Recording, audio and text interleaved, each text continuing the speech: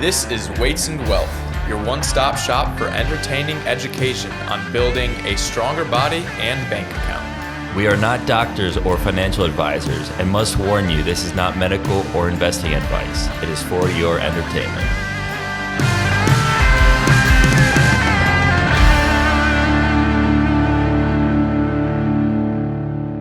Welcome back to Weights and Wealth, your number one spot for faith, fitness, finances, family, and freedom information. We have a interview episode for you today with our guest, Nick Ridpath. He is a Prescript coach as well. That's how I met him. And he works at the gym here that Sean and I go to here in DC, Alexandria, Virginia. So I think we'll have a lot of really good information on training and training for athletic performance today. And we'll just kind of go through Nick's evolution as a coach and everything like that. Yeah. I mean, if you want to just give a quick introduction and like tell people who you are, what your background is, how you came to this gym, where you see yourself going, stuff like that. First, maybe the shout out and the weights wisdom. All right, shout out first. I was going to go a little bit unconventional with this. Right. Not so much weights, but I want to give a shout out to... Sorry, can you get a little bit closer to the mic? Yeah, There you go. I want to give a shout out to our president right now for giving us very good stock prices for buying. Just to go with the theme of the show. Yeah. How will tariffs affect the personal training market? Well, stocks are low. This area is pretty insulated, so I'm going to keep buying some more. Yeah. Good deal. All right, and weights wisdom? Weights wisdom. I'm going to say a simple program, well executed, will outbeat a intricate program poorly executed every time. Very true. Yeah. That's classic wisdom. Yeah, that's for life, not just for training. That's everything. Yeah. So I guess I'll start off with like the first question. Like, what kind of an athlete do you consider yourself? And do you still like train to compete in any type of way? Yeah, no, I'm definitely washed up. Yeah. My newest endeavor is doing like Muay Thai. Okay. So I train a bunch of MMA guys. So it's like doing Muay Thai with them. Like it's helped me learn how to coach them better. It's also just fun. Yeah. Like I'm so bad at it. So it's like, it's just fun to learn new stuff. And I feel like every time I go in, this is not like to discredit them. Every time I go in, I feel like I'm worse. It's like I just learned what I'm bad at. Like I learned so much new stuff. I'm like, oh man, I have so much further to go. But yeah, I mean, I'm still lifting weights like 5-6 days a week, trying to do Muay Thai 2-3 days a week. So I try to like at least stay semi-athletic, be competent enough to like to demonstrate stuff to the athletes I'm training. But definitely not competing in anything anytime soon. Do you used to play in any sports or like compete in anything or? Yeah, sorry, I did not give myself a very good elevator pitch at all. So I played football in college at College William Mary. Yeah. Okay, nice. I actually just visited down there. No way. Williamsburg. Yeah, it's beautiful area. Yeah, I really liked it. It's beautiful. Yeah. Happy to be out though. Yeah, I can imagine. It gets a little boring after 4 years and all the colonial outfits and muskets. I will say the beer was pretty good though. Oh yeah, The beer was pretty good. Yeah, you want to bring us through, I guess, your evolution as a coach and bring us through like your evolution as a coach, how you got into personal training and that kind of stuff. Yeah, I need some water. Yeah, I do. That's a good coach. Yeah, it's actually like a pretty funny start, a pretty rough start. So my senior year of college, when I was done playing football, I got a job in a gym. It's like this front desk. Got my CPT. Tried to apply there to be a trainer and they wouldn't hire me. Like the managers didn't like me, I guess. I don't know. Like I applied and he ignored me. And I asked him about it and he's like, oh yeah, like we'll talk. We never talked. And then I applied to another gym down the road and like interviewed. The guy loved me, told me to start. It was like the week after spring break. And then spring break is when like COVID 2020 happened. So like all the gyms closed down, graduated school, went home, basically just like started training kids from my high school in my dad's garage. That was my start. And then like, I got involved with the Prescript stuff. I just like took the level 1. I had nothing else to do. So I like showed up to all the labs, got involved in the community, kept growing my own client base in my garage gym, started training the football team in my high school. So I got some hands-on experience pretty early with like 30, 40 kids at a time, which was cool. Then after that, I got a job over in Blacksburg, Virginia, which was like close where I'm from in Rafford. It was like a sports performance gym that was merged with a PT clinic. So originally I wanted to do physical therapy. Like applied to schools, didn't get in because my William Mary GPA was not high enough. So I did, but the silver lining was I did a bunch of shadowing in this guy's PT clinic. He just happened to buy someone I knew's like personal training business for athletes. and he merged the two and put it in like this gym that he had. It was like a gym idea for like health stuff that didn't work out. So he was like, my kids train with this guy. I'm going to turn it into a sports performance gym. So they started, they were understaffed. They hired me to come in and be like the gym manager. So basically I was in charge of all like the training stuff. So like I organized all the programs for all the athletes. I made sure our trainers were like being relatively competent. And then our owner and the other manager like made sure everything was running smoothly, essentially. But it was a pretty cool opportunity because I had done all the shadowing in PT, so I had like a background like injury rehab stuff. And then we had a lot of clients that were going through the PT side of things that wanted to do like personal training once they continued their care. So I got a lot of experience early on working with people who were coming off of injuries or out of like rehab, as well as with a lot of athletes who also tend to have a lot of injuries. So yeah, sure. That merged with like my background with more like the pre-script mindset on stuff and like rehab and like corrective exercises, exercising correctly and applying those concepts. I got like a lot of really good, like high volume hands-on work early in my career. Yeah. Okay. Cool. Yeah. Well, yeah. So what was training like the 30 to 40 high school football kids like? Because I did like a brief stint coaching wrestling and like we were lifting, and there were a bunch of them, and their form on everything was like pretty bad. I was like, nobody has ever shown these kids how to lift. Like, where do you like start with? I mean, like trying to help that many people at one time, I imagine is kind of challenging. Yeah, no, for sure. You have to almost make things as idiot proof as possible. It's almost like online coaching, especially if it's like clients who are like beginner to intermediate. It's like you can only do so much online. So you have to almost pick exercises and like combinations where you know, like, one, it's going to flow efficiently with 30, 40 kids that want to do nothing more than dick around in the gym while they're in there, as well as like making sure their form is good. So like I never really made them do a bunch of like Olympic lifting, especially in like the context where I couldn't really like appropriately coach them, especially in such a short time period. So yeah, a lot of it was just like exercise economy, picking things that were like going to be on the simpler side, but still give a good stimulus. And it's definitely much more on like the organizational side of things, you know? Okay. Yeah, you can get way more efficient to train someone up with a trap bar than with an Olympic lift when you don't have a very long runway for the skill acquisition portion of it. Yeah, for sure. So like the point in which I started with them, I had like basically the summer. So yeah, lots of trap bar stuff, lots of basic patterns, you know, bench, squat. Also just like keeping in mind it's okay if form's not perfect, you know, especially for high school kids. Like I don't want them practicing a lot of crappy form, but at the same time, like there's going to be some give and take, especially in a group environment. Yeah. Especially with the like amount of weight they're moving. It's not like there's going to be a critical injury that occurs if some guy's, you know, wrist is a little off when he's benching or something, or he doesn't, you know, drive with his legs properly.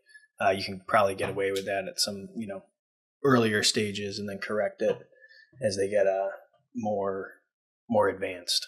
Especially while you're young. Like, between high school and college in the weight room, I saw some egregious stuff. You know, like, you can get away with a lot more when you're 18 to 22 years old.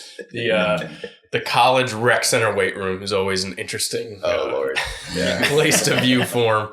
I mean, almost as good as like the YMCA or something with all the old retired guys. You see some crazy stuff there. You know, what is it like when you're coaching an entire team like that? Breaking it down for different positions, because obviously you're probably not running through the exact same program with everyone, prioritizing strength for some athletes, movement for other athletes. What did that kind of look like? Yeah, I think in the context of high school, it's a little bit different because like we're going to get so much more general, right? When kids are earlier on in their training careers. So more so I did like more of a progressed lift and like a regress lift, which is almost like varsity and JV. Yeah. Although like you could put some JV kids in the varsity lift, vice versa, just based off their skill level, right? Mm-hmm. So more so like something that's a bit more advanced, something that's a bit more beginner. If I were to be working in like more of a collegiate setting or professional setting, I'd definitely get more specific. I would do like skill group. Like that's what we did in college. We did like bigs and skills. Yeah. And that was kind of broken down into like some other subdivisions, like quarterbacks are trained a little bit differently for shoulder stuff, for example. So like, I think the further down the line you are in regards to like college, professional, definitely break it up by position to some degree, but also like for high school, just keep it general. Yeah, and what you said with like progressions and regressions, that definitely applies to like a big group setting like that, but also just to the average person. So like with my platoon, 40 guys, you know, made a program for all of them that has a progression in it. And like for the exercise column, it's got the lift, but then there's also a regression column next to it, so that if they aren't at the skill level to perform that lift, I put the responsibility on the squad leader, which is a quarter of the platoon, to then move that soldier over to using the regression of the lift. I'm sure there's a definite need for JV and varsity. Yes, for especially sure. based off what I've heard with all the injuries. Yeah, I mean, I spent 2 hours trying to teach this guy that's very uncoordinated, much like myself, just how to hinge. Like, it took 2 hours of just pulling every trick out of the trainer bag, trying to get him how to learn how to hinge. So there's definitely a lot of challenges when you're dealing with a group of people and there's a big gap in talent movement wise. Well, I mean, like the athleticism, I've noticed this, and I'm sure Ted has noticed this too, but like the military is one of those places where you get stud athletes, and then you get the guys that were not athletic at all, but like wanted to do something that made them feel like, you know, like they were like the cool football guy, which is joining the Army. You know, it's like very masculine thing to do. And so like you just get these guys who have never done anything other than like play computer games and like, I don't know, maybe play with G.I. Joes or something because they like the Army. And then they show up and you're like, what are you? You know, like some creature that just came out of like the video game cave and is now here. And you have to figure out, like, they barely even know how to tie their shoes sometimes. Like I have heard that. I've heard stories about soldiers who didn't know how to tie their boots. Anecdotally, I'm not surprised. I'm just thinking of like all the kids I went to high school with that joined the military and how they almost fit exactly in that description. Yeah. Like some were good at sports, some were terrible at sports, but they wanted to do something athletic, so they went into the military. Yeah. It's a very interesting. It's like a bipolar population. You know, like there's very few people who are like middle of the road. You know. So going from being in that physical therapy type setting to then working with the high schoolers, did you wind up like trying to narrow yourself into more of like a niche market for athletes, or how did it kind of just happen over time, if it just happened? Yeah, I wouldn't even say right now I'm in like a niche market for athletes. Like I'm still like, I do a lot of different stuff. That's kind of like probably bad business advice is be very general, but like I started my career like very general. Like I was doing gym pop, I was doing rehab, I was doing athletes, I was doing online coaching, right? I was doing like a little bit of everything, and I still kind of am. I think now it's definitely getting a bit geared more towards athletes based off of just getting more opportunities. But I would say generally like I just taken like a opportunistic approach to my career. Like when I get opportunities, I say yes. And if I don't know what I'm doing, I just figure it out along the way, you know? And yeah, it's kind of got me where I am today. I still do the same thing, you know, like I have a hard time saying no to anything. Well, and like, especially with the pre-script community or working in a gym with other trainers, like my first client ever was hypermobile, and I did a like movement screen when I did the assessment. I was like, oh, something isn't right here compared to like what I was expecting to see. And then I went and asked someone, hey, I think this person's hypermobile. How does that change how I should train them? So like part of it is you can kind of figure stuff out along the way. And if you're doing continuing education, stuff like that, like if you get an opportunity for something you might not be fully prepared for, you can lean on your fundamentals and still like progress through training them and learn along the way. Yeah, I think that's a good point, because too, like whenever I say yes to stuff I'm not really comfortable with, I always have somebody I kind of lean on. Yeah. So my thing is like, even if I don't personally know exactly what I'm looking at here, I always try to make sure I have somebody in my corner who I can like have like walk me through it, you know? And then you have them kind of as like your training wheels, and then you take them off the next time you have it on your own. Yeah. That's a good way to approach things. You know, with all that, like what would you say is like one of the more challenging scenarios where like that happened, for example? Like where it was a good opportunity, but you're like, I'm not 100% certain of how to approach this. Yeah, no, even like up until recently, there's been some interesting ones. Like literally today I had my last session with a client who's been dealing with chronic back pain for like over 10 years, several like car accidents. So like most recently they were hit by a drunk driver, and they've had like consistent like 4 to like 7 out of 10 pain like every single day for the last like 2-3 years since the incident. Before it was like more subtle, but that was from a previous accident. They had been to like bad luck, dude. Yeah. They had been to so many different clinicians to the point where like some clinicians were like, you shouldn't move anymore. You should stop training. You should only see me for all of your training. They weren't even doing adjustments on her anymore. They were just doing like this, like those like little chiropractic clicking tool. Yeah, just like what's a clicking tool? So they use it a lot on like the SI joint. Yeah, right. So it's like they're kind of just like trying to like subtly apply pressure to a joint, I guess. Is that, I mean... Dude, I couldn't tell you a smart explanation for it. I don't know. There's not a good explanation for it, to my understanding. But anyways, like, she'd gone like orthopedic surgeons, like rheumatologists, like they tried everything. And they're like, we don't know what's wrong with you. So you just need to figure out like pain management strategies. So I heard this. One of my friends referred them to me and got on a call with my sports rehab guy, Brandon. Yeah, shout out Brandon. That's my real shout out. Brandon Tran, Vision Sports Rehab. And he's like walking through it, and like she got all sorts of MRIs and everything done, and it showed nothing. And I was like, okay, if nothing's wrong here, we can't find out a reason, then like you're detrained, you haven't moved in a while, you're weak, like there's definitely some like movement discrepancies here. Let's just fix that. Yeah. So like 12 weeks in, we had our last session today, like 0 to 10. Wow. Yeah, but it's like you hear this stuff and it's like scary because you're like, all these clinicians couldn't figure it out. It's like, I'm not a clinician. Obviously, like I work with ones for stuff like this, but you know, just like sounds scary. Chronic back pain, like over 10 years, they can't even train. They haven't trained in forever. It's like, do I know what I'm doing here? You know, like how do I manage this? And then like you get them moving and start figuring it out. You're like, oh, okay, like I got this.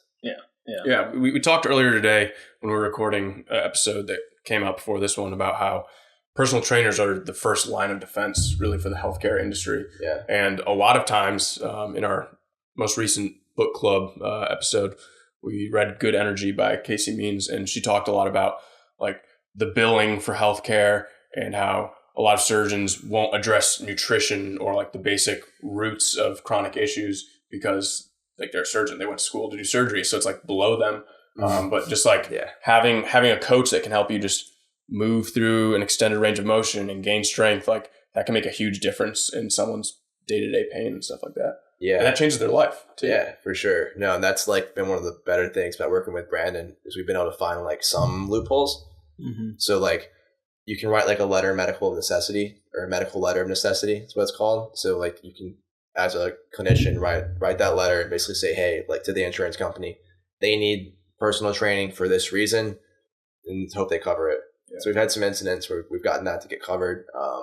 Even for this case, we worked together. He just wrote me in as like an employee essentially. So we were doing like joint like rehab work like I would have in my past clinic. Yeah. Yeah. So like there are some loopholes, and it'd definitely be nice if we had some legislation or something to make it a bit more where like, you know, because they always say they want it to be like the first line, but it's not. Yeah. You know, like, clearly it's still pharmaceuticals and surgery. Yeah. Oh yeah. Yeah. Legislative wise, but like we need to find a way to commoditize personal trainers. Yeah. And once we can trade you guys on the stock market, That's what it is. and then we'll start charging $1,000 an hour, and then they'll insure you. Yeah, right, dude. If I go over to Capitol Hill and start lobbying for this, I'm gonna end up like dead in a ditch somewhere. the new Seth Rich.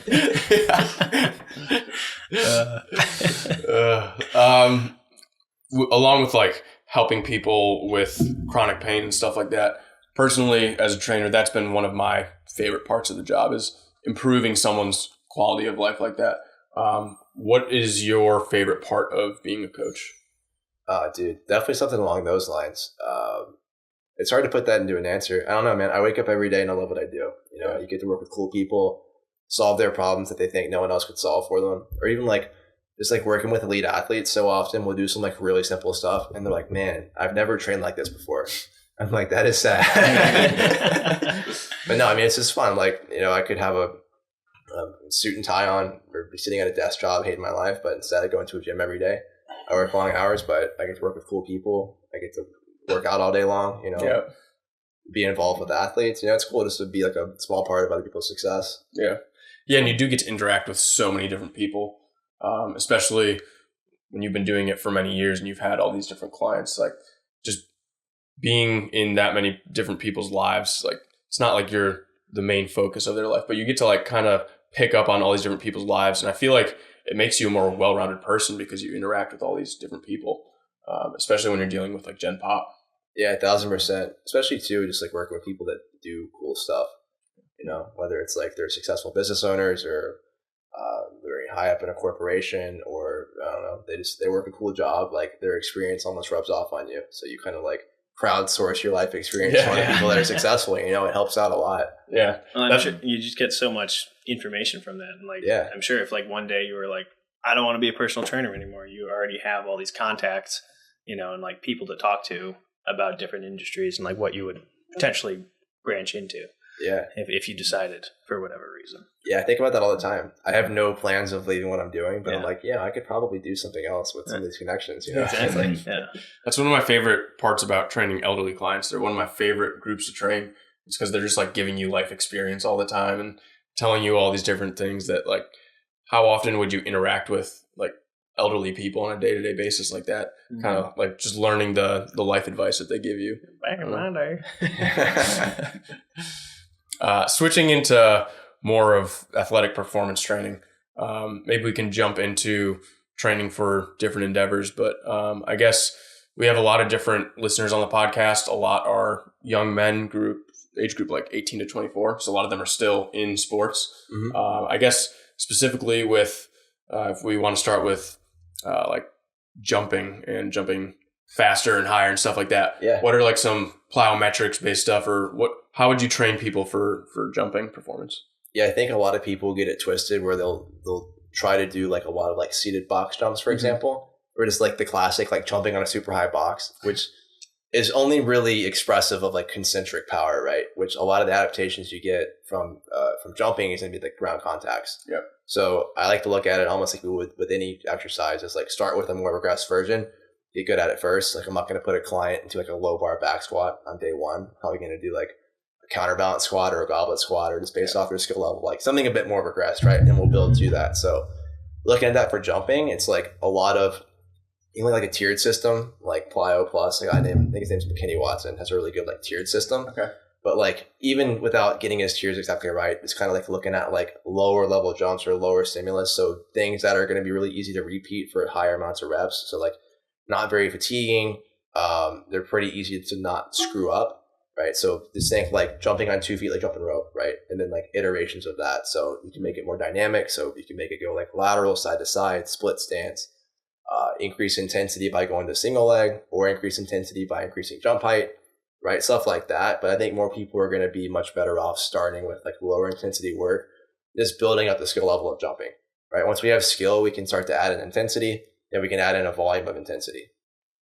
Yeah, I mean, that's good, because a lot of times when you see like high schoolers or guys in college training for that kind of aspect, they're just adding weight and like jumping with, that's a classic thing in the Army, is like, oh, if you want to jump better for the PT test or like improve your medicine ball throw with explosive power, just jump with dumbbells. And it's like, no, it's probably like okay, get really strong not really. and then actually practice throwing the med ball. Yeah. Like how many guys actually practice it?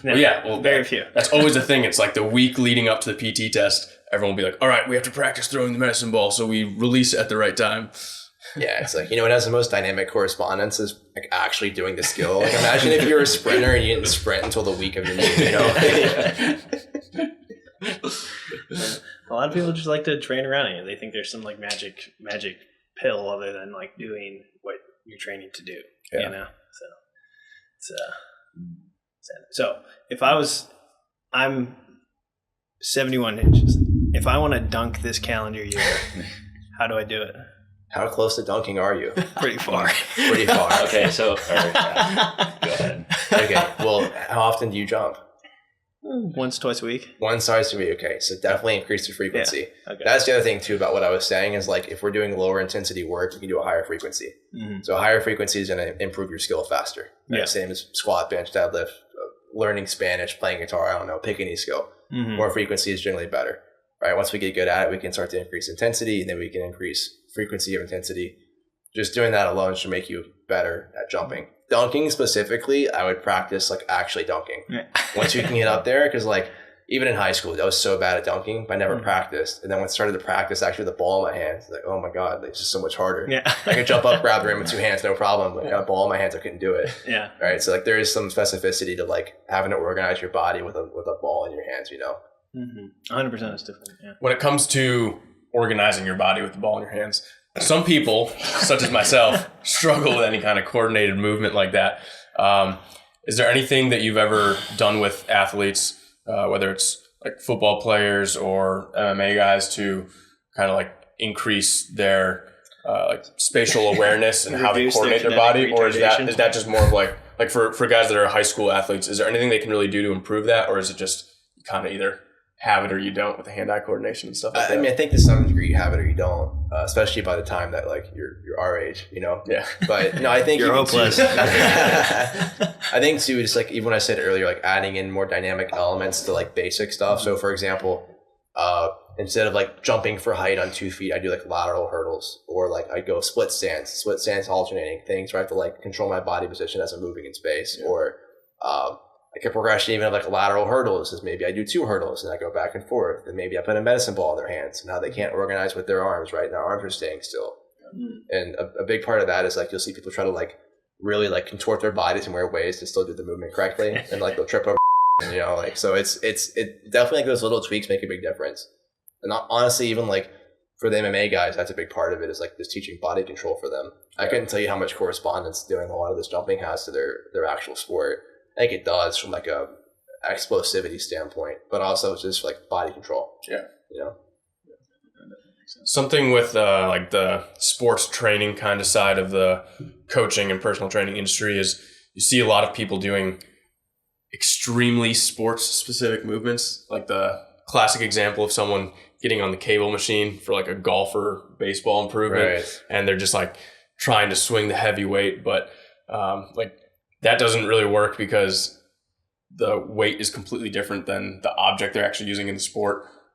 When it comes to really sport specific things, how do you train athletes, or is it just more of like that general approach of building strength, speed, stuff like that?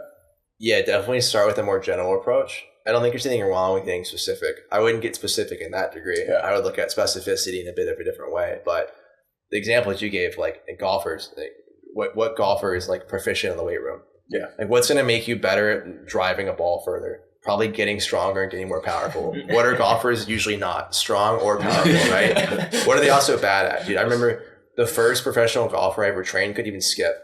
Like he was so uncoordinated, you could not even do like a basic skip, like 10 yards on the turf. I'm like, okay, like there's definitely a lot we can work on here before I even if it were a good idea, hook you up to like a weighted club swing, right? So not to digress too much from the original question, but yeah, a lot of it's like, I want to assess an athlete and see what they're good at and what they're bad at from a general standpoint, right? So like, are we strong upper body, lower body? Are we powerful upper body, lower body? How do we move? Do we have like any sort of deficiencies in movement we can improve? Figure out what they're good and they're bad at. How does that correlate to their sport? So like what that they're good at is good for their sport. Can we improve that? Is it worth improving that? What are they bad at? That's going to be either good or detrimental to their sport, right? So I like to approach it more from a general sense, and then we can get more specific. So like MMA, for example, there's like a lot of like deceleration from punching, right? Yeah, absolutely. It's hard to mimic, you know, like there's a difference between like controlled hitting a bag versus like punching somebody, like punching an actual body with like the little MMA mitts, right? Like it's not even a boxing glove anymore. So like trying to find ways to like mimic like a capacity to absorb punches, for example. I love doing like a lot of like drop push-ups off a box, almost like upper body drop jumps basically, and doing like in range like isometrics. So just like building strength positionally there. Yep. That's what I would say is sport specificity. It's not me making you do like weighted punches. It's like, what are some specific demands of sport or positions in sport that I see a lot of that's hard to mimic in the weight room, and how can I build a capacity to do that, or how can I build positional strength, right? Yeah, that's really good. Yeah, hopefully that makes sense. Yeah. No, it does. It does. I've tried to do similar things, like with just my own like goals and stuff, but obviously I'm not certified in anything, and I just kind of make things up as I go along. So you guys got other training questions, or? Yeah, wait, so you went to the combine, right? To the NFL combine, or was that right here? No, I didn't go to the combine. I did some combine training for the last 2 years. Yeah. So okay. Yeah. I did a week in Tampa. What was that like? They're just like training those guys. Oh, it's cool. It's super cool. Yeah, and it's also funny because you'll see kind of like some of the stuff that I was saying. Like these guys, you need to be really general with, because like they're so bad at basic stuff. Oh, they can run a 4.40, but they can't like do a basic like front foot elevated split squat without falling over. You know, which is wild at that level, because you would have thought those guys, like, I don't know, like through college would have had training like that, you know, like specific training. You would think. I think there's like a level of incompetence at the highest levels of all professional organizations. That's true. Outside of training too, like training, government, corportions, military. I don't know. I'm not to throw you guys under the bus or anything. I don't want to get you in trouble. But I'm like a CPA, and seeing some returns come in from like other firms who prepared their taxes before, and just seeing the stuff that they missed. It's like me, like I've been in it for like 4 years, and just seeing what they miss is just absolutely mind blowing. Yeah. You know, it's depressing. Yeah. But it is also crazy, like this to see like the level of athleticism. Like they're so good at running fast and like doing strong people things, but they're so bad at simple stuff. It's just cool to see like at the highest level, like they're the best in the world at their sport, but they still can't do these things. You know, you'd think with the amount of body control they have and the amount of like explosiveness they have that a simple exercise with some balance demands in it wouldn't be an issue.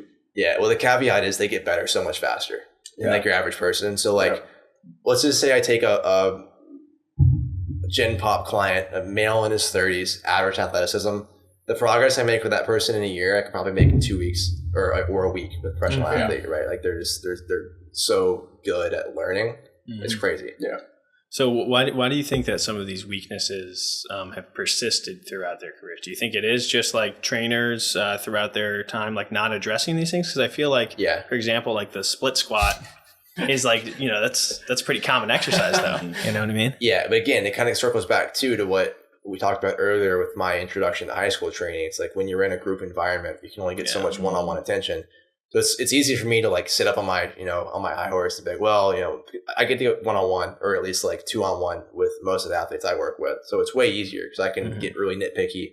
I can coach them through every rep. I can adjust all these things. But when it's like a head coach, assistant strength coach, and like 2 interns dealing with like 50 kids at once, it's like how much individual attention are they going to get? Right? They're trying to keep the thing like running smoothly, even if they know what to look for. Right? That's the other thing. Like even if they know, it's still hard to make those adjustments for everybody. Can't really spread the wealth in that way. Yeah.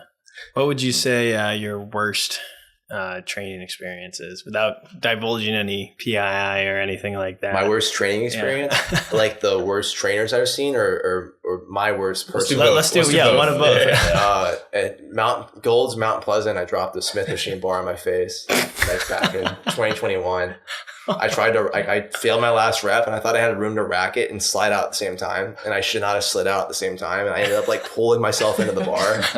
So I dropped like 225 pounds on my face and I got an instant black eye. It was one of those things where I did slide out. Like I didn't get pinned, but like I walked over, looked in the mirror, have a black eye. Like no one around me before they looked over at me, but I was like, oh, like I look terrible. I look mugged. So I had a black eye for like 2 weeks. I dropped a Smith machine bar on my face. Oh man, in regards to training stuff, stick with the same theme. I saw a trainer in that very gym this past year. It was like clearly a client's first day. Like their first exercise they were doing was it was split squats on a Bosu ball, like elevated Bosu ball split squats.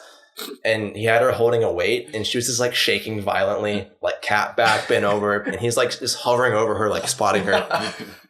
Not doing anything. Okay, it's like 5 more. 5 more. Good job. I'm like, what point is this a good idea? And it's like a meathead too. Like the guy looked great, like really a bodybuilder. I'm like, you don't do this for yourself. Why would you have someone else do this ever? Like, what's the purpose here? We talk about that all the time on this show. Like, just because someone has a good physique in a gym does not mean they're a good personal trainer. But you brought up a really good topic I want to shift into, stability, because a lot of people have a really bad idea of like what stability actually is. Like the Bosu ball, that's like the go-to for people when they think about stability exercises. Oh yeah, let me go on a Bosu ball and try to do a certain exercise. So like, how do you look at stability? Obviously we have like the prescript. Things like mobility, stability, strength. We would look at strength as our ability to exert force. Stability is our ability to resist force, right? So that means by that definition, then for stability to be trained, there has to be a component of force. Commonly we'll train stability through means which limit force production, right? Like a Bosu ball. Unstable surfaces are actually going to limit force production. So how are we improving our ability to resist force if we're loading ourselves less, right? Or we're decreasing overall force production. When instead we could do things like limiting our base of support, like standing on one leg, going in a split stance, right? Like unilateral stuff. That would be limiting base of support. We can still load it well. So now we're training stability at shoulder, hip, spine. And it's actually loadable and progressible. And then for I know multiple listeners that have had shoulder dislocation issues and stuff like that. When it comes to like shoulder stability, how do you address that with clients? I'm sure with MMA and stuff, you've had multiple clients that have had like major shoulder stability issues. Oh yeah, they all have shoulder issues, which is funny too, because like MMA is so demanding of like proficient shoulder mechanics. Yeah. Or at least you would think. I think for shoulder issues in general, let's think about muscles that attach to the shoulder, so the delts, biceps, triceps, instead of thinking like cable external rotation, internal rotation, serratus, wall slide. Like let's look at big muscles that cross the GH joint and start to train those. So train your arms. How can we advance that? Well, like what are we usually bad at? Unstable positions. So think like arm overhead, arm behind us. So like a low cable curl or dumbbell incline curl. So think like your arms behind you, or like a high cable curl, arms elevated, or like an overhead tricep extension. Variations where we can get into a more like unstable position, but now we're still training arms. So now we're killing two birds with one stone, right? We're training arms. Everyone loves that. Everyone loves that. Everyone loves training arms. And now we're also training some shoulder function, right? Yeah. That's smart. You guys got any questions more on stability or mobility? How much? So we've talked about this before, but how much value do you put in like static stretching / like we'll just go with static stretching, but like after a workout, you go down and you do your cool down of like 15 minutes of just normal stretching. Like how much value does that actually add? Because I think Applegate or someone else we've interviewed talked about how like in his opinion that like is minimal value add, like pretty much no value. Whoever that is sounds like a smart person. Yeah, I couldn't tell you the last time I did like a cool down with a client. Yeah. Right. Yeah, if they had some like weird mobility goals, maybe we'd add in some extra like prolonged stretching towards the end. But yeah, from like a cool down perspective, I don't know. Yeah. You're not improving recovery in any way by doing that, or I don't think there's any statistical significance to that. No better than going home and just chilling out. Yeah. Right. Like that's what I used to always say, even about like at the one gym I worked at, we had like Normatec boots. The kids love putting on Normatec boots. And like the best thing about this is the kids are just chilling. Like they're just laying on a training table. Yeah. Like they're not screwing around. Like they're not leaving the gym to dick around. They're just chilling, which is probably like the only time in the day they chill out, which is probably like the best recovery value from those things. That it limits them and they can't move. Yeah. That's funny. On the other side of that, what about warm-ups? Because I feel like warm-ups, the general population has started to get more in line with like the actual value of warm-ups, because the thought process always used to be like 10 minutes on the bike, warm up your body, get blood flow. Whereas now I feel like when I'm in the gym, I see people doing a lot more of like a warm-up that's more catered to what they're working out that day, and maybe getting some bands or getting on the cable machine and going through a full range of motion. So how do you go through warm-ups with different clients? Yeah, I think we can talk about general and specific, and how a lot of people are specifically general or generally specific for no reason. So I think like if I don't have any issues, knees don't hurt, shoulders don't hurt, mobility is pretty good, I'm pretty strong, I don't have an issue with just going into the first exercise and doing lighter weights, or even like 5 minutes on the bike or treadmill, going in, doing your first exercise, lighter weights, warming up that way. If I do have some sort of shoulder, hip, mobility, stability issue, then I want to go in and do something specific as help me prepare for accessing those ranges that I'm not good at getting into, right? Because I do want to get into those positions more under load, so I can make some sort of long-term, progression there. So if I want to get specific, then, maybe 2, 3, 4 things that might include some static stretching, help me just free up range of motion so I can reinforce those positions. So I would go in and do that, maybe 5 minutes tops, and then get moving. What a lot of people do is they make the mistake of doing a lot of like specific stuff that I would incorporate in like that A series I just mentioned, and they'll do like 10 exercises. Yeah. And like maybe one of them might actually help them with what they need, but they just saw it on Instagram and they're like, oh, this is for my shoulder, right? This like 10 this is going to fix my shoulder. Yeah, 10 warm-ups for shoulder function. I'm going to do all of them. And then it's like you just warmed up for 25 minutes and not one of those really helped you get warm. You might as well have gotten on the treadmill, like in general, because now you're being general with specific exercises that aren't specific for you. Yeah. You know what I mean? Yeah. That's good. Is there like an exercise or some type of like development? Because you said you've been training specifically in this area for about 4 years now, right? How long have you been training in total? 5 years now. Okay, yeah. So what would you say is like the biggest or like most significant thing you've learned or like seen change in the industry in your time?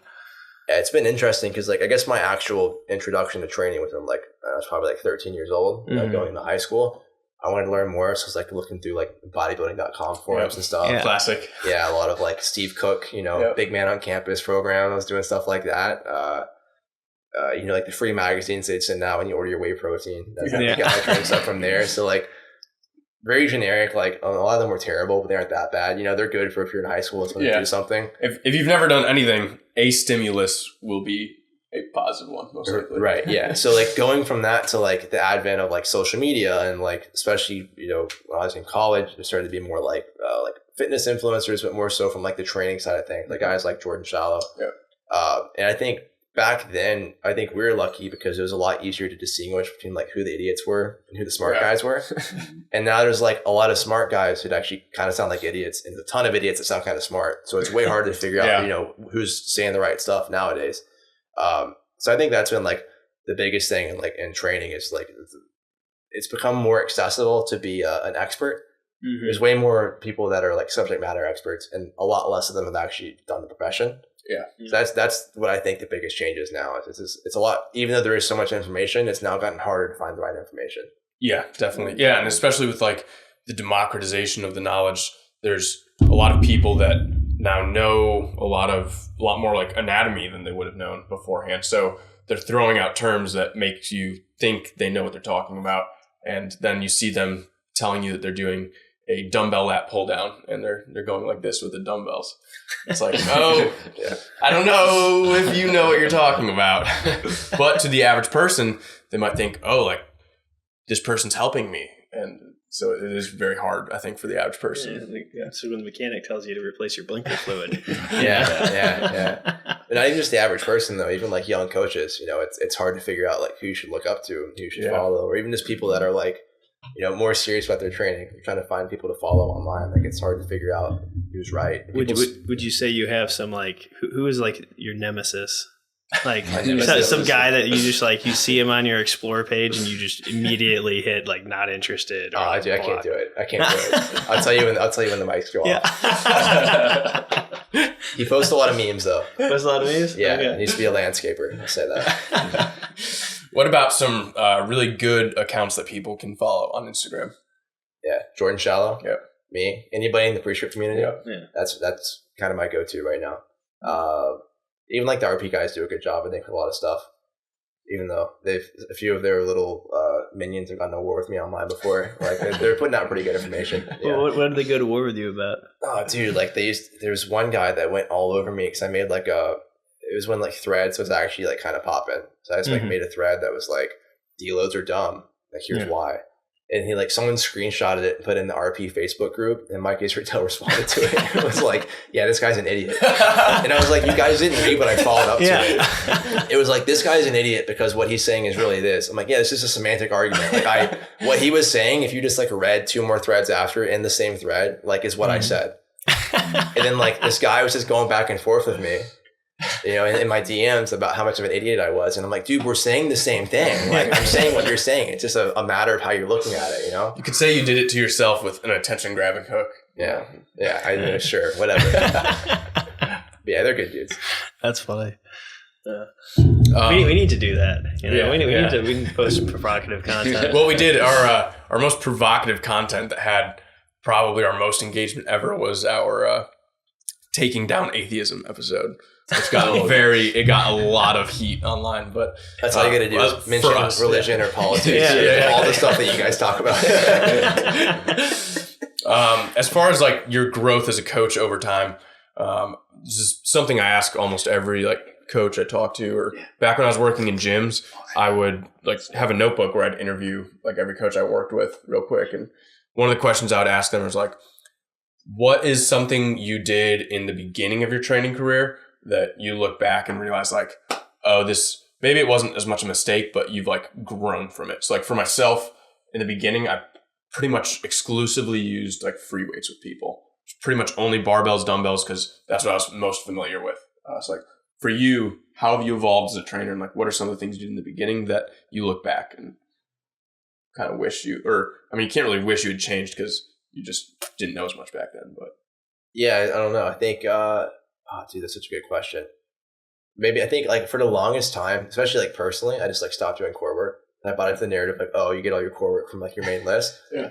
And so I was like, oh, I bought into that for sure. Yeah, and I was like, well, my rib cage is really stiff, and also I don't do enough cardio. That's the other thing. It's not doing enough cardio. Like I always looked at cardio from the standpoint, like early in my career, is like cardio is for calorie burn, right? And like core work this belongs in the kitchen, right? Like that's all that you need. So I'd say it's some of the biggest stuff. Like now I have all my clients do like program cardio and like direct core work, like just to get the spine moving. Cardio is for cardiovascular health. Like we don't look at it from the standpoint of burning more calories or getting steps, but just like literally getting our heart rate to be elevated for a prolonged period of time. Yeah. Yeah. No, I mean, I was totally in that, like literally the exact same school of thought until probably, I mean, how long have we been in Virginia? Like 9 months. Year. Yeah. Yeah. Almost So a year. like 9 months ago, like I finally, like you run in the military, that's what you do. But I always ran as little as possible. Like my old brigade had a policy letter that required you to run at least 3 miles a week, at least. It's a low bar. Yeah. It was really funny. But so that's what I would do. I would only run 3 miles a week. But then I started training up for BRC, and like I've noticed and so I still run regularly. I'd probably do like, I don't know, say at least 10, no more than like 25 miles a week. And I feel so much better. You know, like you feel so good when you're getting like that regular, sustained elevation of the heart. Like and I've always been a guy that like I lift 6-7 days a week usually. Mm-hmm. And then when I got here, I was up to like 220.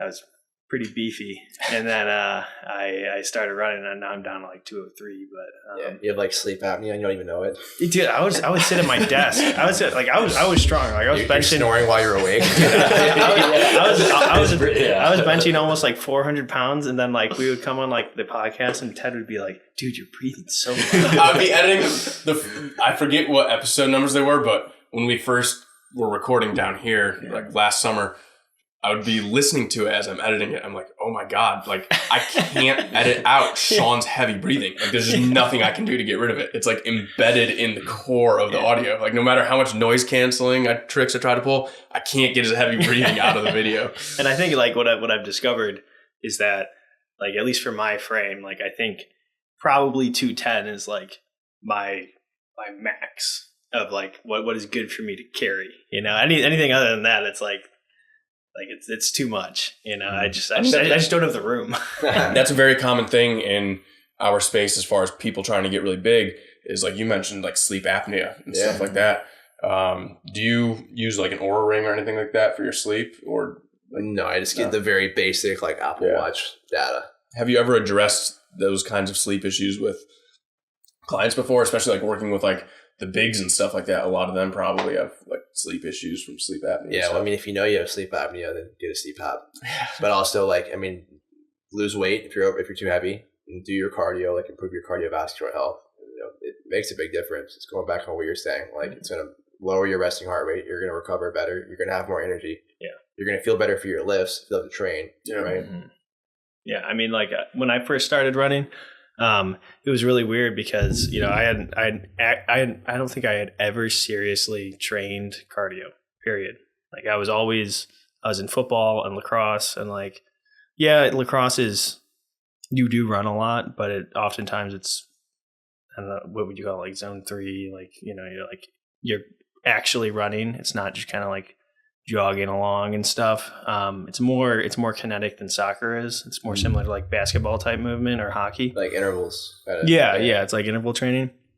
And so like I've never been fat, but when I finally started running again, like I actually felt like super mellow, and like I'm usually a pretty like high energy like extrovert, and when I started doing these distance runs and I would do like 8 miles or something like that, I would come back and I was just so mellow. I had like it wasn't like I had no energy, but I was just so chill. Whereas like I would come back from a lift. Like I remember the other day, I mean, like I hit like a heavy double on deadlifts, and I just had the urge to like sprint and like I almost wanted to like start like bear crawling around the gym. I was so pumped. Like my energy level was so high. I was just like, hell yeah. But then I would do these like long runs and I would just be like, I just want to like take a nap in my office, you know? It was such a radical change of like, I guess the afterburn from a training type, you know, like the feedback I got. It was fascinating. Like, I don't know if you guys know anything about like why that would be, but I mean, for like hitting heavy doubles, that's gonna, testosterone's gonna go through the roof. It's gonna put you in sympathetic nervous system state. So I don't know about the running aspect, but I don't know. Maybe some sort of endorphins. What do they say? Your runner's high. Yeah, maybe it mellows you out. What are your favorite lifts, both to teach clients? I guess that would be maybe more towards like Gen Pop, where you actually have to like really teach them how to lift, or it could also be like athletes, something more like specific. What's your favorite exercise to do with them? And then yourself, what are a couple of your favorite exercises to do? Okay. I would say for more like general population, honestly, and for athletes, just hinging and like single leg stuff. Most people hinging is the toughest to teach too. Yeah, it's the hardest to teach. Most people are really bad at it. Yeah. A lot of people have back pain and they can't hinge. So whenever they're walking around in life, picking things up, they're doing it wrong, or they just can't do it well.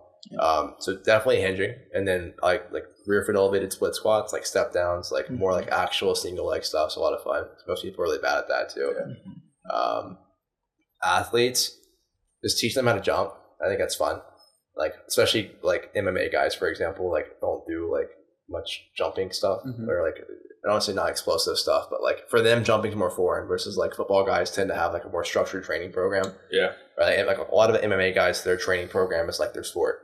Right. Like they don't do a lot of like weights and like plyometric stuff outside of sport. So for them, like they're like a lot more novice to the weight room stuff. So just teaching them how to jump and be explosive is a lot of fun. Yeah. And then what about you personally? What are some of your favorite exercises? I love the hinge as well. I love RDLs. Yep. I'm good at them.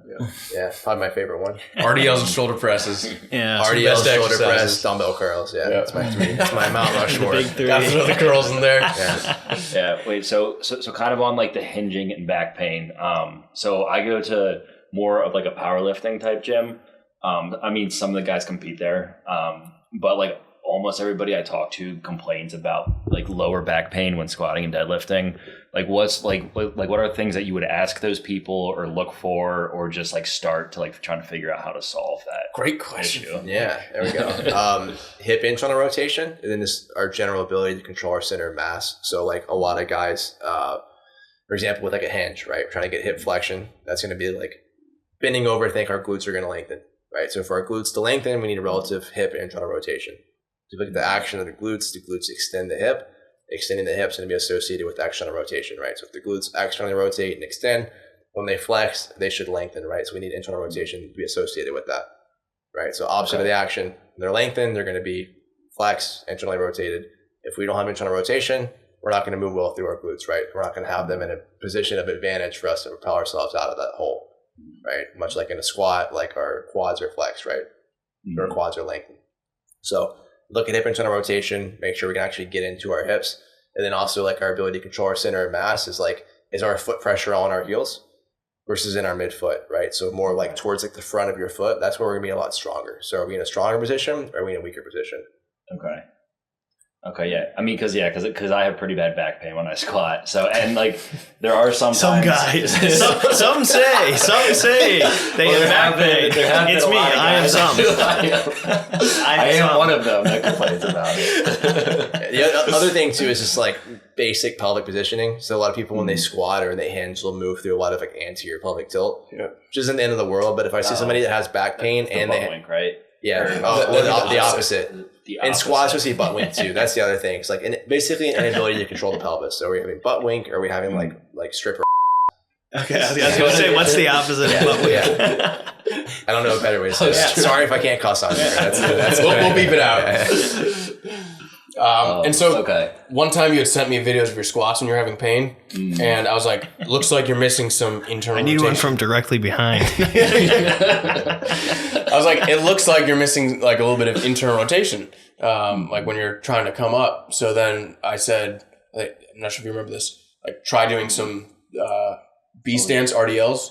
Remember like the single leg? Oh, the single, yeah. And then also like doing more split squats. And then we talked about how you had never done like a lot of unilateral training before. Which like that's pretty much all I do now, other than squatting and deadlifting. Like I pretty much just do single leg stuff. Yeah. Your back still hurt, but it doesn't. Come on, Ted. I mean, like I gotta start doing like my 99. I didn't even know his back hurt. Help, right? Yeah. He's a silent sufferer. Nick is famous for just being radio silent and can't access him on the phone. Dude, my favorites when like clients will tell you after like 6 months something hurts. Like, wait, what? How long does it hurt for? Since we started. You want to tell me that? Yeah, it is interesting. I'm not okay. So with online clients, you said you still do some online clients. Yeah, a good bit. Do you do like weekly check-ins with them over the phone, or how do you kind of do that? It depends. It's on them. So I tell everybody every Sunday at the least they need to reach out to me and say something. But I'd say over half we were having discourse throughout the week. So like they're sending me the training videos. I'm giving them feedback, every day or two. Yeah. So like that's much different from being in the gym where you're talking to them when they show up for their sessions and stuff. Right. So with people that you don't have like that constant communication with, like in the gym, do you find it's harder with those online clients to kind of figure out when they're having problems? Because sometimes they don't always bring them up, or I think it depends. I think at that point it's up to the client, like what kind of value do they want to get out of you? If they're not going to tell you, it's not on you. If you set expectations that they should reach out to you when they have issues and that you're here to help them as much as they need. If they're not reaching out, then like you can only do so much, right? I can't ask you every single day, I can't hold your hand for you. Yeah. If I don't know something's wrong, I'm not going to ask you Monday through Sunday if something's wrong. Yeah. I have my clients do like a check-in, which, sometimes, especially when we start off, they'll like do it a lot, but then it's like a daily check-in, but then throughout, sometimes they won't as much, especially if we build like a relationship where they'll just like tell me things. But like I find with that, like sometimes something will be on their daily check-in that there's like an issue, but then they won't bring it up during the weekly call that I have with them. And then I have to bring it up like, oh wait, you said this here. Like, why didn't you tell me about that? And they'll be like, oh yeah. Like, I feel like a lot of times people forget about different issues that come up. And then once they get back to benching and they bench, then that day they're like, oh, my shoulder kind of hurts. But then they forget about it. Right. Yeah. Yeah. Speaking of pain and stuff like that, at least recently, or maybe, not like uber recently, but a development I've seen is like the spinal flexion and stuff like that, particularly with barbell lifts, like such as what's it called? The Jefferson deadlift and like Zercher deadlifts, Jefferson curl, Zercher deadlifts. What are your guys' thoughts on that? Like, 'cause that's, that's pretty much the exact opposite of what, at least me, and I'm sure you guys growing up is like, stiff, rigid spine, like avoid any type of bend in the spine either direction. And these guys are out here, doing a Zercher deadlift with like 405, 500 pounds. Like, no, I think it's a relatively good thing. Mm-hmm. I'm not a big Zercher guy, but I think, contextually the spine's supposed to move, right? Yeah. Like if you look side to side, your spine's moving, right? Cervical spine. Your thoracic spine's meant to move a lot more than your lumbar spine. So it's like, where are we getting the movement from? So if we're doing, I don't know, like a deadlift variation or like a Zercher squat, for example, and we're getting some thoracic flexion, it's like, yeah, we're probably just trying to get better advantage to our rectors. Like it's not really a huge deal. Now, like with your squat, if you're getting some stripper tail, you're getting some butt wink, it's like, now we have instability of the lumbar spine, which is a much bigger issue because contextually, like that's part of our spine that's supposed to be more stable, right? Okay. So more so like, where is it? How much is it moving? Do we want it to not move? Like those are some questions. Are you controlling the movement or is it happening to you? Right. So like a little bit of thoracic flexion and a Zercher is probably good, or even in deadlifts probably like good, right? Because we're advantaging our rectors, but like a ton of it's probably like, okay, like is this coming somewhere else? Yeah. Are we trying to get better advantage because we can't move through our hips well? Like what's going on here? Interesting. Yeah. Yeah. But like, even if you look at like anyone that deadlifts a lot of weight, they're usually going to have some rounding of that lumbar spine. So if you're trying to lift more over time, you do want to expose yourself to different positions that you're going to find yourself in.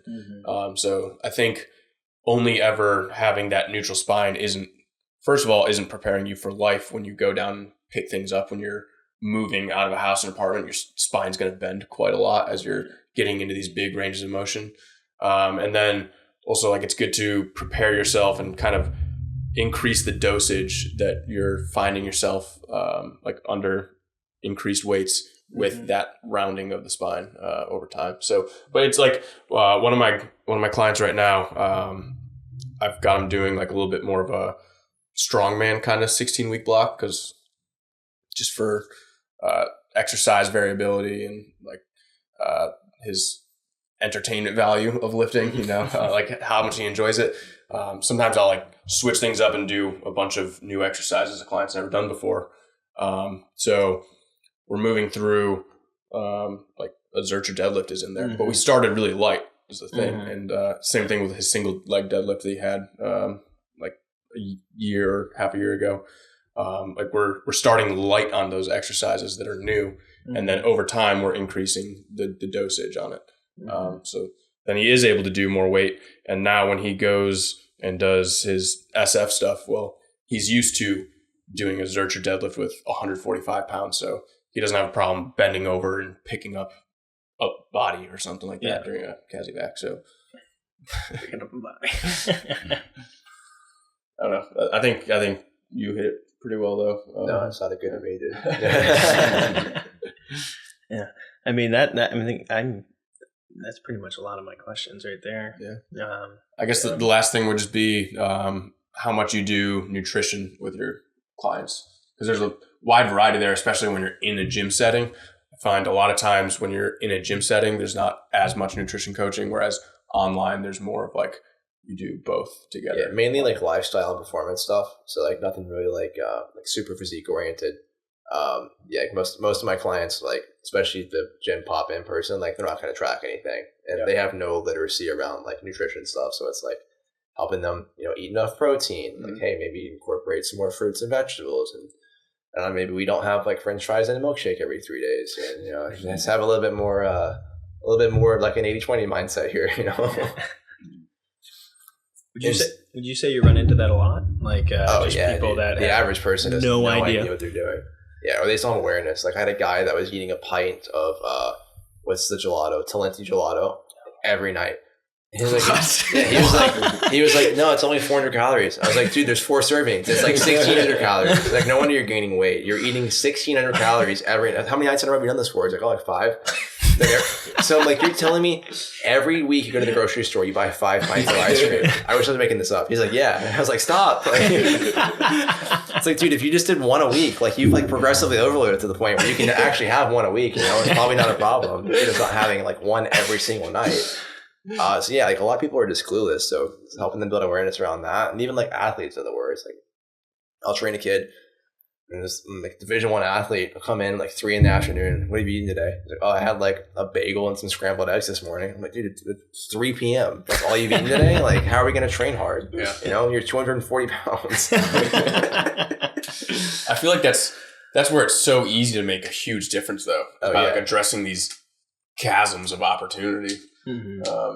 So yeah, I mean, I had a good experience with that. Like first time I ever actually like had a trainer was online, and I knew about nutrition. Like I tracked stuff, and like I knew how much protein I should be hitting, but like I always struggled to gain weight because my metabolism was fast. And so like I think my senior year of college I went from like 180 to 210 because I just absolutely like murdered myself with like I was eating like 12 eggs a day, like pretty much like half a gallon of milk every day, pound or 2 of meat. It was like disgusting, and I just bulked up.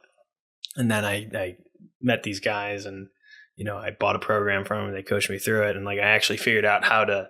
Like I started measuring my food and like actually really dialing it in, and like I noticed such a difference, like it really is. It's like like actually dialing your macros versus just calorie in, calorie out, and being like I would weigh myself, like every day. And like, as long as I was gaining weight, I was like, okay, I'm happy, but I wasn't like, my body comp could have been better, Yeah, you're eating like 300 grams of fat a day. Oh yeah, dude, it was nuts. Like I was eating like, still does like just like, it would be like, like, I don't even know, like 8 eggs in the morning with like, open-faced bacon, egg, and cheeses. And then I would have like a pound of ground beef with potatoes for lunch. And then I would like dice up chicken and peppers and onions for dinner. And it'd be like another pound of beef. Like, it was ridiculous. Like I was like 300 grams of protein, like 200 grams of fat, and like 200 grams of carbs. Like, my carbs were probably so low. Yeah, dude, it was. That brings up a question for me, because I've been going through and doing like basically mini counseling with a lot of soldiers coming through, doing like a body composition scan, and then I ask them questions and kind of help them orient themselves to getting to a healthier body fat level. And so that's like what you were talking about with someone that knows almost nothing about nutrition or the nutrition facts on something, and you're trying to help them along. And a lot of times minimal protein is very common. You're trying to coach them through that. Mm-hmm. For Gen Pop, what do you typically use for like your protein target for someone? Yeah, usually I think like just 1 gram per pound of body weight. Okay. And if you're like very heavy, then like 1 gram per pound of goal body weight. Yeah. So if I'm 300 pounds and I want to be 220, then I'll use 220 instead of 300. But I don't think it's an overzealous goal. Yeah. Also, like, I have no problem with giving them a protein shake. Yeah. People are like, oh, I eat real food. I'm like, yeah, but also like they're not going to do that. Yeah. So if you're not going to do that, you should probably supplement that, right? It's like, sure, yeah, I'd like to eat only whole foods, but like a lot of days I have whey protein. Yeah. I'm not going to hit my number if I don't eat whey protein. So I'm going to eat whey protein. There was a girl I was talking to last week where like the same thing I was mentioning with soldiers, and she was like, oh, well, my mom's a trainer and she says to only eat whole foods. I was like, okay, there's like building blocks to this. It's like right now you do not have the base of the pyramid. The base of the pyramid for you is going to be like getting enough protein, getting more than 5 hours of sleep that you're getting on the shift work that you're on right now. Like these are like some of the basic building blocks. So like we're going to add the protein shake in there for breakfast, since you're currently eating 0 grams of protein for breakfast, and that will set you up for success throughout the rest of the day with leptin and ghrelin and your metabolism and everything. But like, let's start with a protein shake. And then once you get to the point where you're eating more protein throughout the day, then we can talk about like micronutrients and just eating whole foods and stuff like that. But yeah, I mean, like for Gen Pop, a lot of times, it's one of the reasons I love coaching Gen Pop is like, there's so many actionable changes you can make.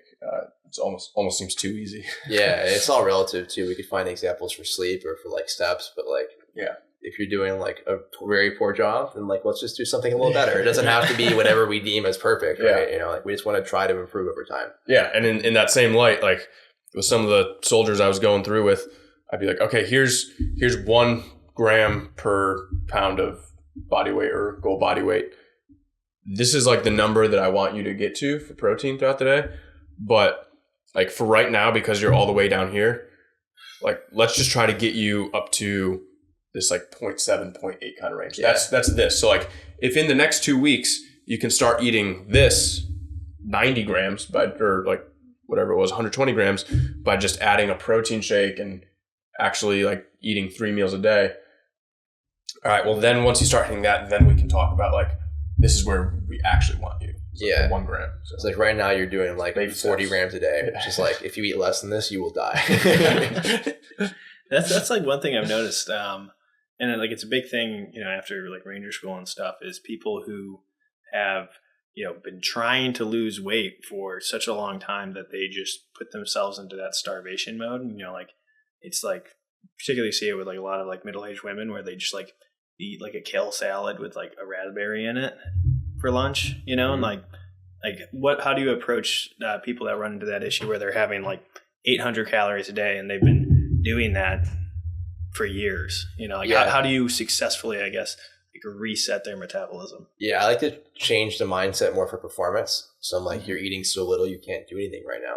Like your energy probably sucks because you're not eating any food. So like, you don't want to go for walks, you don't want to lift, like you don't want to do anything, but just go to work and then go home and mope about how bad your life sucks. So like, I like to like focus on, like we just said, like protein, and then like take training very seriously. So like, hey, we're going to up your calories a little bit. We can do it slowly, especially if there's like a psychological barrier around increasing calories. But it's like, hey, if anything, we're just going to improve your body composition. You never really trained well before. We're going to add muscle. If we add muscle, that means like technically your body fat percentage is going to drop, or to get you to a spot where we can now start to cut away calories, you're going to lose fat. But if where we are now, we're not in a spot where we can do that. It's like, I don't know what a good example is. Like trying to retire with $50,000 in the bank. What are you going to do? Like, you're screwed. He gets it. He gets the weights and wealth. Yeah, open up your IRA first. Yeah. Build wealth, and when you retire, you can withdraw, right? That's good. That's good. All right. I have some people that I need to help that out with that. Yeah. So, yeah. You guys have any other questions? No, I don't.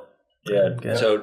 So where can people find you if like they want to check it, like send you a message or like check out your like your socials or? Yeah. Social media. So Instagram and YouTube, Nick Ridpath _. Where else can you find me? At unbrandedperformance.com. Okay. My website. Yeah. So reach out there. Always happy to help. Yeah. What's the before we go, what's the reasoning behind unbranded performance? I was just cranky when I started this career, and I was like, everyone sucks. Everyone's like, this is good, this is bad. I'm like, I'm just going to go unbranded, and we're going to do what's right for you. That's kind of my thing. So it's like, it's an oxymoron because it is brand, but it's, I'm not going to conform to, you need to do this, you can't do that, this, that, the other. It's like, we're very anti that. I like it. Yeah. Cool. Thank you. Yeah. Thank you guys. Got to end this so we can find out who his nemesis is online. Oh yeah, kill it.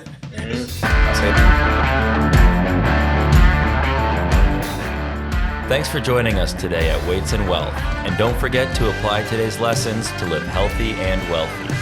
If this conversation will contribute to your fitness and financial gains, please share it with a friend or family member and give a 5-star review so more people can lift bigger weights and get bigger bank accounts.